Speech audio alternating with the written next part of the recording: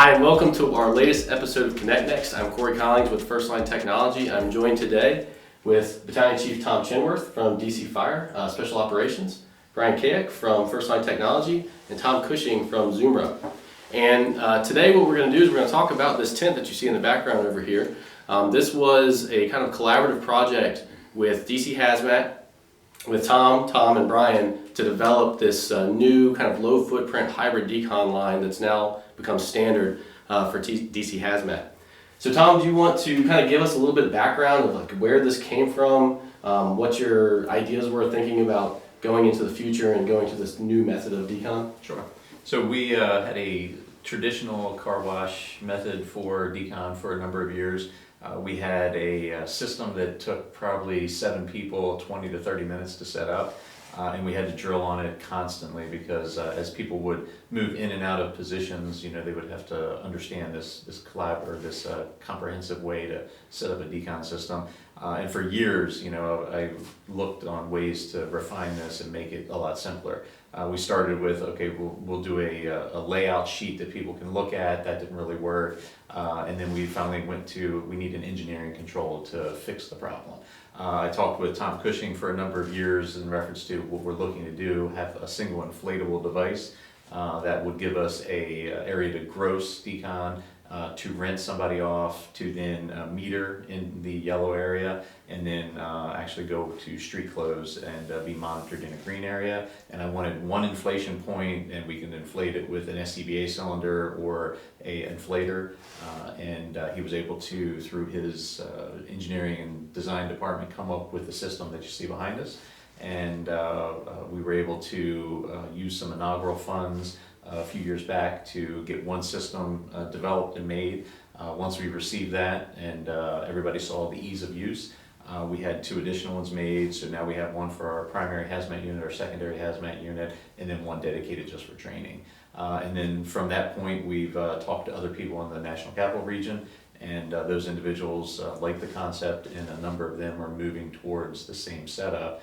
So now we're not only standardizing in DC, but we're trying to standardize in the National Capital Region on this inflatable, as well as the products to go along with decon and decon solutions for responders in the technical realm.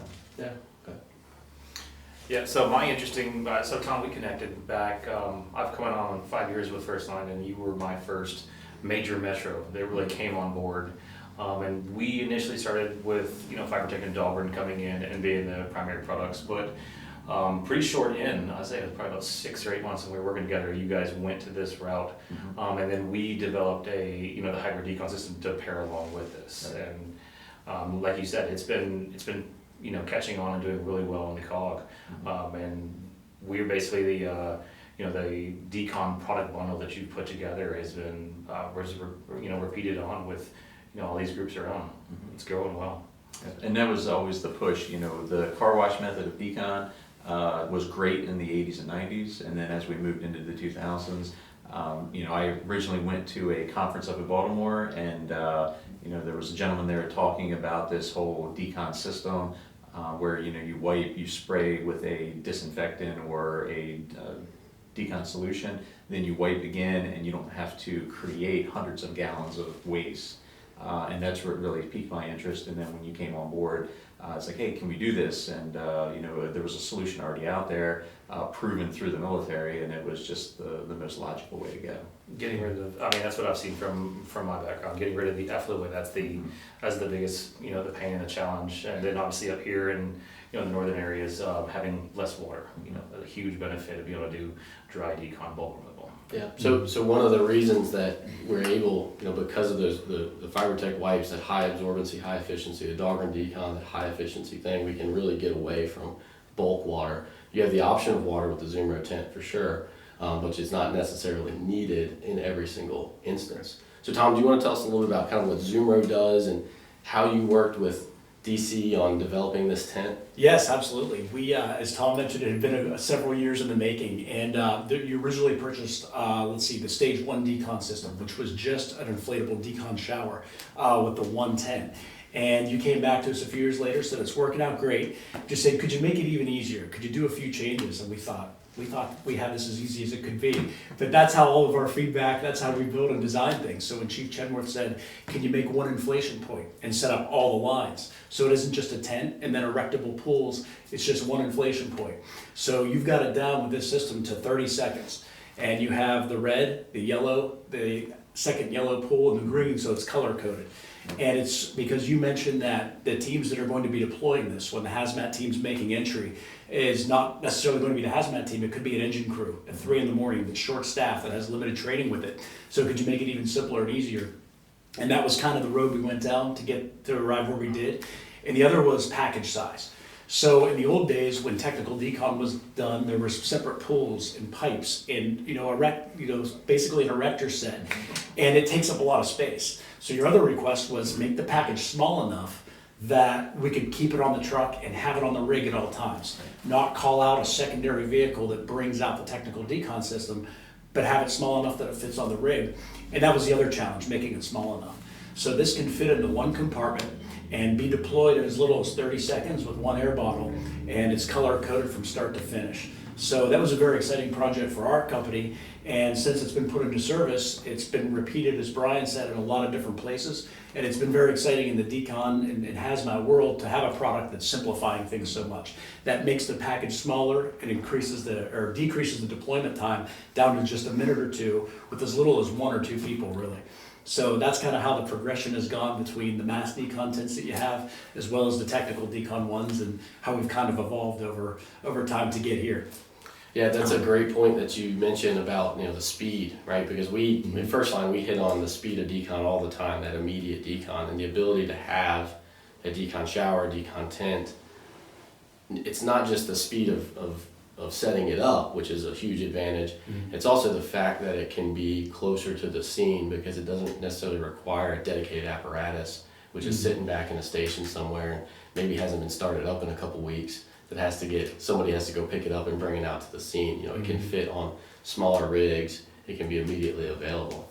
So go ahead. sorry, jumping, but one of the huge points, like you said, decon is an association with hazmat, but that's so true though. There's decon is often one of those things that's usually filtered down the priority line, and our hazmat team, the station next door was often assigned. You'd have one person from the hazmat team who was in charge of decon, but you would have an assistant engine crew helping you do setup. So, like you said, the ease of setup, it's always in bad weather at 3 a.m. Yes, so that for it to be easily deployable, that's a huge piece. Yeah, the biggest thing with the Zumro probably is the durability, first of all, as you can probably attest to tents that have been in service for a dozen years. That's the most important thing. So that's kind of our priority number one, and they're 100% made in the United States. Our factory's in Florida. And the fact that it can be thrown off the rig, it can handle things because it's basically encased in rubber at all times. So that it's not something that needs to be constant air pressure. It's not something that needs to be refilled while you're on the scene. Put it up, take the air bottle away, and it'll stand there and kind of take any weather you can throw at it. And you said it only runs at 3 or 4 psi. It's a low. You have the very efficient pumps, but it's not a high volume or high pressure. Yes, that's exactly it. The beam technology we use and the mitered beams, it can stand at less than half a pound of pressure. So air isn't fighting to get out. So people always say, well, how often do I need to refill it? You really don't. Once you're up and it's at 3 psi, and you can't overfill it because there's pressure relief valves that automatically reset. So it's really simple. Put it up, walk away, and you're done. But that low pressure is why they'll stand for days and many days at a time without ever having to add air because the air is not fighting to get out. So Tom, one thing that we all probably know is that sometimes firefighters can be resistant to change. And you went from the car wash method that everyone has been using really since World War I. It's virtually unchanged. And you were kind of one of the first agencies, especially one of the first major metropolitan agencies, to go to this new hybrid method. Talk to me about how that went as far as getting buy-in and also the training. So for our established hazmat technicians that are assigned to the hazmat unit, when we brought it to them, they were very skeptical. They did their own research. They tried to pick it apart wherever they could. And then as it started to become more prevalent in industry, in the hazmat response community, there was a number of high-profile individuals from the hazmat world that started to buy into it. And once they gave it the seal of approval, most of our hazmat tech, assigned members were like, okay, I see the benefit in it now. And then we've changed it a little bit. So, if we're doing a petrochemical, we're using a specific decon process using just the part A of the Dahlgren process. If we're using for ChemBio, we're doing the full mix, and we're using, FiberTech wipe, we're not rinsing, we're doing the wipe spray wipe. And then with this tent, we're able to do wipe spray wipe with no water, or wipe spray rinse and then wipe. And if we get into a petrochemical, that's what we're going to do. So same concept, just using some variations of it. And then as soon as we gave it a few variations, most of the hazmat techs understood, okay, for this product, this is how we're going to do it. For this product, being a WMD, we're going to do something completely different, using all the same equipment, all the same tools, and it just kind of clicked at some point. And then all of our new people that come in, this is the system they train on. Okay. They understand it, and that's what they know. So we're not fighting against that. Oh, this is what we did for 20 years while I was here. Now you want to change. The other part with our system that we have is the support companies that come and set it up. So every time they would come, and we always drill on Thursdays with those companies, every time they come, they would be dragging their feet in. It's like, oh, we got to do this again. And then as we've evolved, they're like, hey, this is getting easier, more efficient. And then when we went to this inflatable system, they were all in. They're like, this is great. Yeah, why didn't we do this 15 years ago? And again, we really didn't have it developed at that point, but now that we've developed it and they can see it, they're like, this is great. This is what we should have always been doing. So, and it's a great benefit. We've gone to some conferences and we presented Baltimore, up in Massachusetts, and there's a number of other agencies across the United States that are really looking into this now. Yeah, I think it's a great point because coming from a military background, mass casualty decon, just this morning we set this tent up, took it down, set it up about 3-4 times, moved it around half a dozen times just to get the shot right. If that was something that 10 years ago when I was in the military and we were doing this, that would have taken 50 to 100 person unit all day, and we'd probably spend the next 2 days just fixing all the broken parts of the tent, from setting it up, down, moving it, et cetera, et cetera. And it's amazing capability that the inflatable tent brings. Yeah, what makes it kind of unique is the material we use. So the airframe, it's relatively difficult to make. So our factory in Florida is literally everyone making the frames. So the inflatables, people always see when they see this, is this like a bouncy house? Well, it's very different than, say, a bouncy house or your inflatable air mattresses. They're made out of vinyl. You can weld vinyl, that can be made in China, no problem. But it doesn't hold air for very long, especially under these kind of conditions. So the material we use allows it to be rugged, allows it to be beat up, allows it to be dropped out of airplanes, and allows it to work at negative 30 degrees. So that's kind of the thing where you get the benefit of a metal frame tent or steel, heavy duty tent like that, but in a quick rapid deployment of an airframe. So Brian, I know the kind of the first line products that are out here, and we'll have some video later kind of showing some of that. But talk to me about how you worked with Tom on kind of, we really thought outside the box on this. It's not a standard first line kit, but we really adapted it to the needs that DC Hazmat had. Yeah, absolutely. So you guys, you had multiple opportunities that came up with inaugural funding, and we've developed. You started out, I guess, initial purchases were some kits here and there, larger volumes. The Part A, you guys were starting to understand the benefit of using this the surfactant for times when we're just going to do initial bulk decon. We're not chemically neutralizing on site. So we started getting completely different configurations of Dahlgren. It went from our 200 ml to our 22 ounces, and we started getting into fast grabs, and then we were starting to look at different what kit options are going to work the best for you guys. And this is like right when you guys were really in the the final stages of development with Tom. And yeah, that's what basically you and I just hashed it back and forth for a couple of weeks, figuring out what different response operations you guys are going to be going on and what kind of volumes you're going to configure it, as well as the setup that we were doing with the USAR teams as well. So the the different not just that standard kit, but a lot of a, response on the fly operation. So that's how, we've come through and developed this same setup here that's a variety of different fast grabs, the upgraded sprayers, and you guys have basically, it's coined the DC cache, Right. and that's turned into this, set standard decon grouping that comes with basically when our end users tell me that they're getting, sorry for the term, but the stoplight tent. I know that's not the official, but when they tell me, yeah, we're getting the Zumro stoplight, I'm like, I got the package for you. Because I got my Tom list and we went down from there. And yeah, it's turned out to be, the standard cache that goes along with it, and that you guys have implemented obviously a fair amount and done well with it. Yeah, and that's how this whole thing started, with the inaugural and preparing our quick deployment teams that integrate with the CST, with the FBI, with our response partners.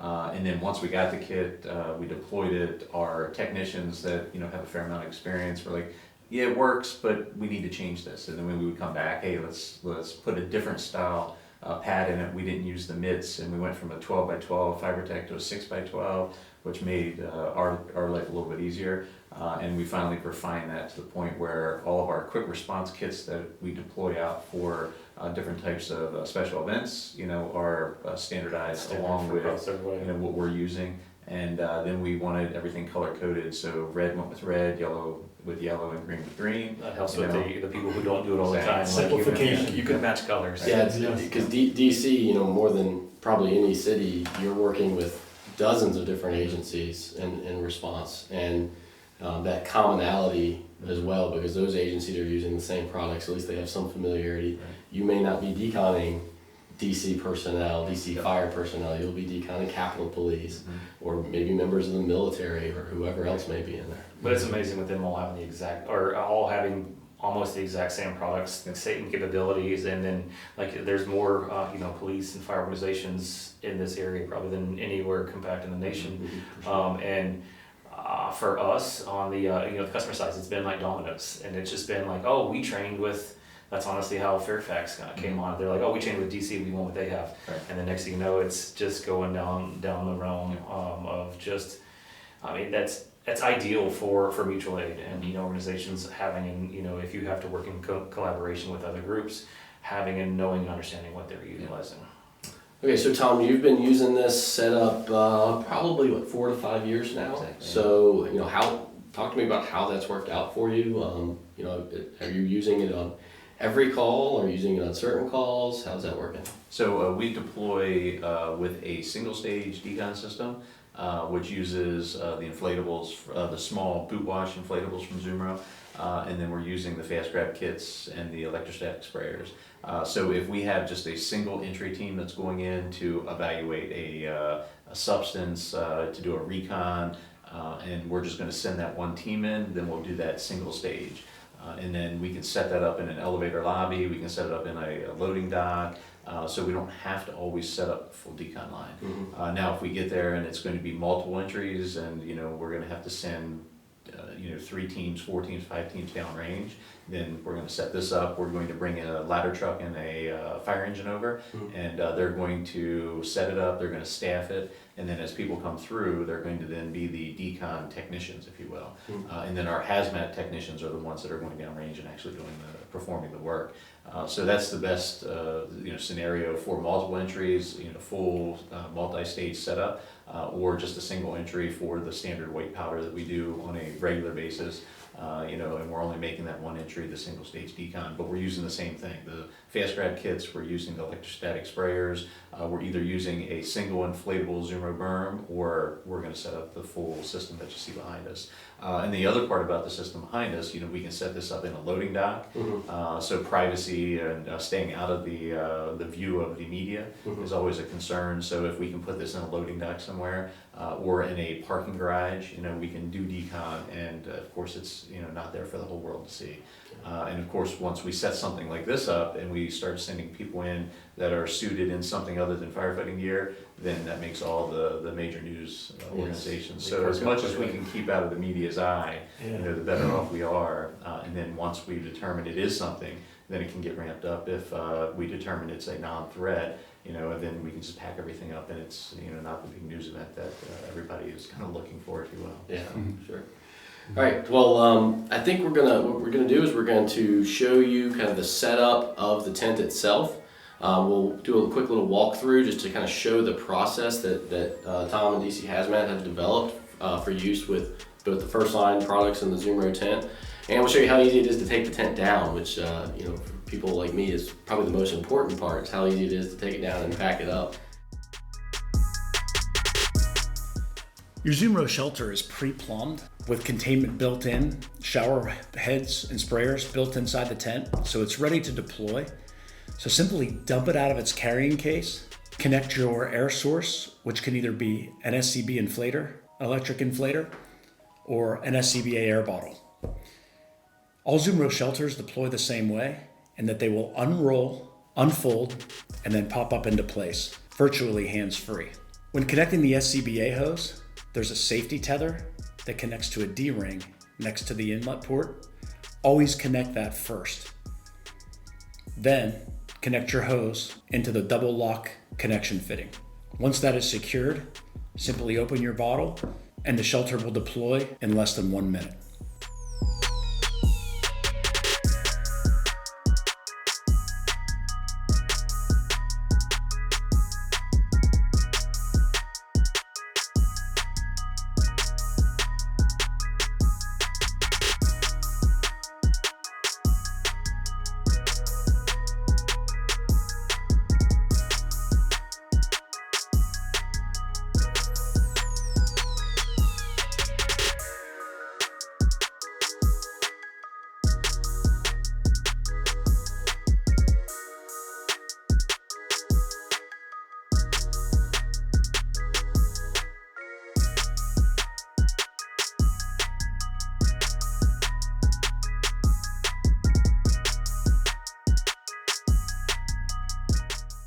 All right, when the member approaches the red pit, they're going to take off their overgloves, trying to pull the glove down and not touch the outside of the glove with the opposite glove.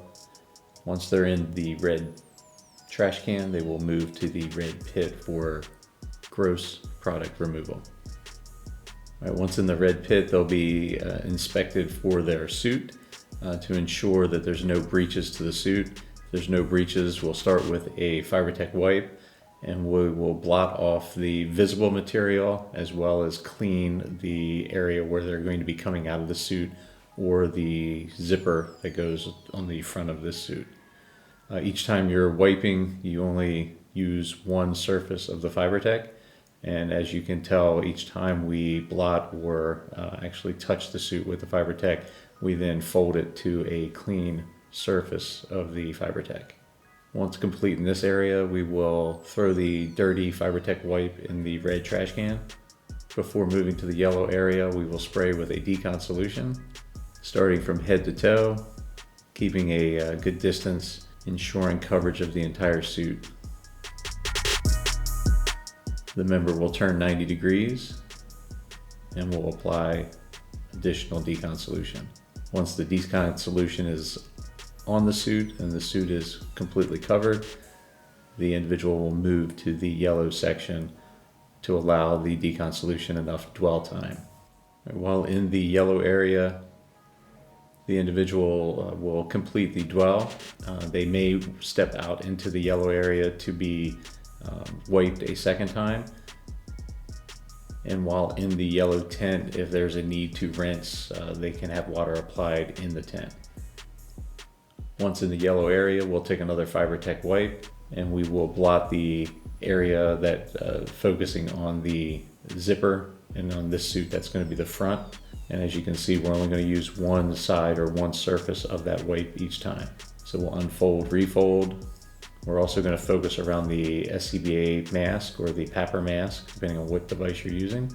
And before doffing the suit, we'll just ensure that all visible product has been removed through the blotting process. Next, we'll go ahead and start removing the suit. Each suit will be removed a different way depending on the suit manufacturer. This suit we're going to start by unzipping, and then we will remove the suit from around the facepiece. when we establish the two individuals in this area, one individual is only going to touch the outside of the suit, and then the other individual in this area will touch the inside of the suit to prevent any contamination from the outside of the suit being drawn in or brought into the inside of the suit. All right, and as you can see, we roll the suit down, and then the other member will walk in, touching only the inside of the suit, and we'll get the suit pulled down to below the waist.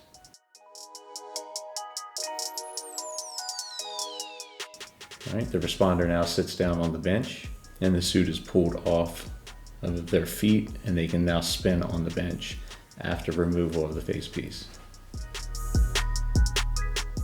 And again, the individual that was touching the outside of the suit could touch the outside of the facepiece, but not the internal straps, to prevent any cross-contamination. All items are then placed in the yellow area trash can for disposal or reconditioning and reuse. Once in the green area, we're going to check to make sure that there was no suit breach and no product actually got onto the clothing or to the individual skin. If we did have material that got through the suit onto the skin, we would use another FiberTech wipe to blot that off, and then we would have that individual be transported to a local emergency facility for evaluation. Taking down the system can be done with 1 or 2 people in as little as 5 minutes. Simply open the deflation valve and remove the safety cap to let the air out. Connect the same device you used to inflate the tent on the reverse side and draw the air out. At this point, it will take about 5 minutes for the air to be drawn completely out of the shelter. While the air is deflating from the tent, you can begin your folding and rolling process. This again can be done with 1 person. Simply fold the tent over in half 1 time lengthwise, and then roll it up back toward the valve.